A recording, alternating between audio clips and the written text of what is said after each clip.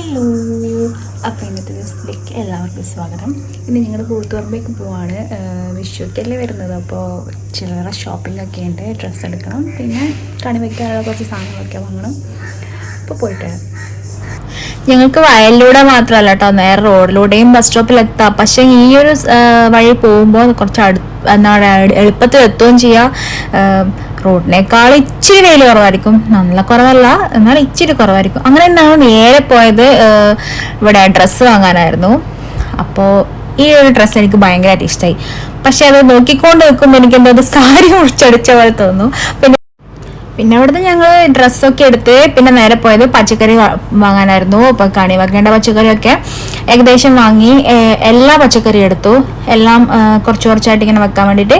അത് കഴിഞ്ഞ് ഭയങ്കരമായിട്ട് ദാഹിച്ചു. പിന്നെ അപ്പോൾ അങ്ങനെ ഒരു റെസ്റ്റോറൻറ്റിൽ കയറി. റെസ്റ്റോറൻ്റ് അല്ല, കൂൾ ബാറിൽ കയറി.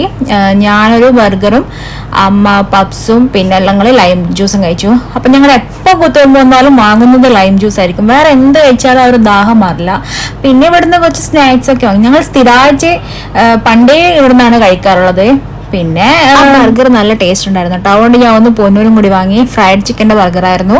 അതിനുശേഷം ഞങ്ങൾ പടക്കം വാങ്ങാൻ പോയി. ഇപ്പം പടക്കം വാങ്ങുന്നവർക്ക് അവിടുന്ന് ബത്തക്കേൻ്റെ ജ്യൂസൊക്കെ കൊടുക്കുന്നുണ്ടായിരുന്നു. ഇത് പുതിയൊരു അറിവായിരുന്നു.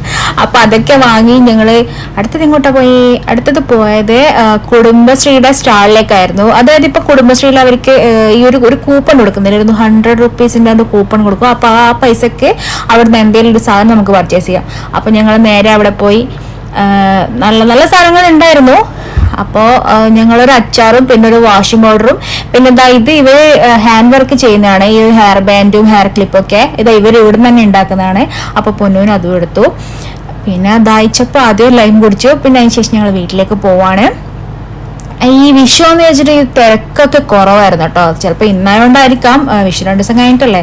അപ്പോൾ നല്ല തിരക്കൊന്നുണ്ട്. സാധാരണ എപ്പോഴും കൂത്തും ഭയങ്കര തിരക്കായിരിക്കും. ഇന്ന് തിരക്ക് കുറച്ച് കുറവായിരുന്നു.